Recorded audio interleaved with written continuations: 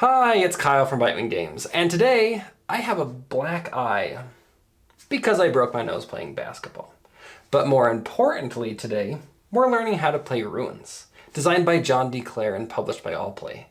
In Ruins, your goal is to get rid of all of your Ruins cards first.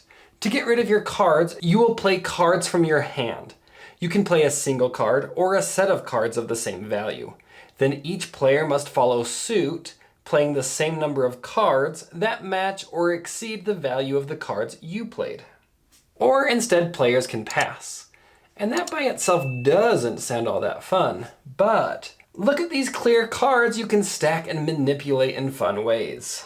We'll get to how all this works, but first, let's take a look at the setup. For your first game, sleeve all the Ruin cards. These cards show a day and a night side. Make sure all cards show the day side. Depending on your player count, remove a number of cards. So for our 3-player game, we'll remove 2 cards of each rank. Shuffle the Ruin cards and deal 9 to each player. Shuffle the Discovery cards and create a face-down deck. Place the 4 market tokens out next to this deck and deal a Discovery card face up below each of these tokens. This is your market, and this is the cost to buy each card. Place the scoreboard out for the correct number of players. If playing with 2 or 3 players, you'll use this token. Set the round marker on the first round. Each player takes a player aid, 3 torches on the lit side, and 2 claim cards of their player color. Place each player's claim marker on the 0 space of the scoreboard. And we're ready to go. The player who most recently lit a fire will be the first player, and they will start the game by playing a single card or a set of matching valued cards. The next player clockwise will play the same number of cards of an equal or higher value, and you'll continue around and around until all players have consecutively passed. Let's learn through an example. Nick, Cami, and Amanda are playing. Amanda just lit a fire last week, so she's the start player.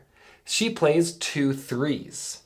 Nick goes next and has to play 2 matching cards of the same value or higher. He plays 2 4s. Cami plays 2 7s. Amanda plays 2 10s. Nick passes and Cami passes, so Amanda wins this round. Discard all cards that were placed, and since Amanda won, she's going to start the next round. Amanda plays a single 5. Nick can play any single card that is a 5 or higher.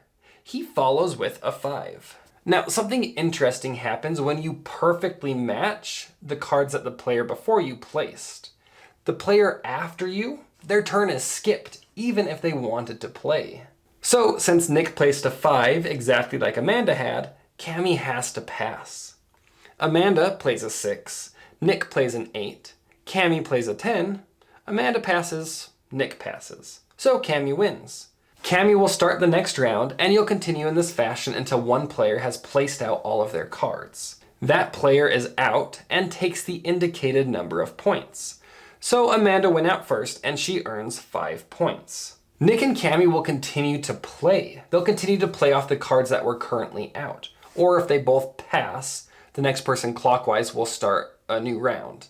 Cami goes out next and earns 3 points. At this point, the round is over. Nick loses a point, but in this case, he'll just stay at 0. You'll shuffle the cards and deal 9 cards to each player. But we still haven't gotten to the point of these clear cards, the upgrades. So let's jump back in time just a little bit and look back at the start of the game for a few ways to manipulate the cards. The first thing is the Ruin cards. There's the day side and the night side to these cards. At the first of each round, players can pick 1 card to flip to the night side. So when Amanda started the game, she only had 1 10, but she could switch this card to the night side, so she has 2 10s. Each card displays what's on the night side here in the corner. And this change is permanent, so once it's been reversed to the night side, for the rest of that game, it will stay on the night side. The other way to manipulate the cards is through these clear Discovery cards. Anytime you play a Ruin card, you can upgrade a card by paying the indicated cost and adding the upgrade card to your Ruin card. Let's say Amanda played 2 5s. Nick wants to play, but he only has a 6 and a 3. He can play his 6 and his 3 flip over 2 of his tokens to buy this card, sliding it into place, and now he has 2 6s. This increases the value of the card by 3.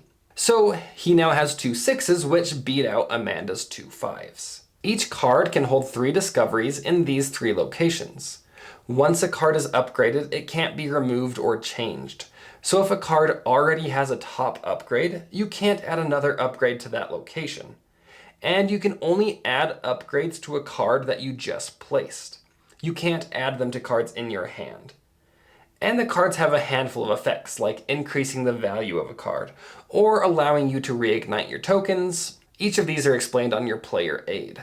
You can buy more than 1 discovery on your turn as long as you have enough lit torches to do so. And at the end of your turn, slide any discoveries to the right to fill in any gaps, and then you'll refill up to 4 cards from the deck. So you're upgrading these cards, but at the end of the round, all cards are going to be shuffled up, and each player is going to be randomly dealt 9 cards.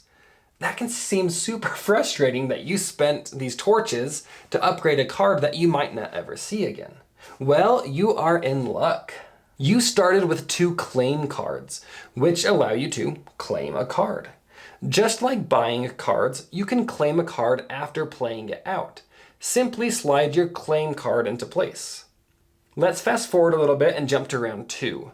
The first round ended, we awarded points, moved the round marker to the next round. All players flip their torches to the lit side, shuffle the ruin cards, and deal 9 to each player. If you receive any cards with another player's claim, immediately pass that card to the owner. You do not draw a replacement, you just start with fewer cards. And the player with the fewest points begins the next round. The game will end in one of 2 ways. Number 1, a player that already has 9 or 10 points goes out first.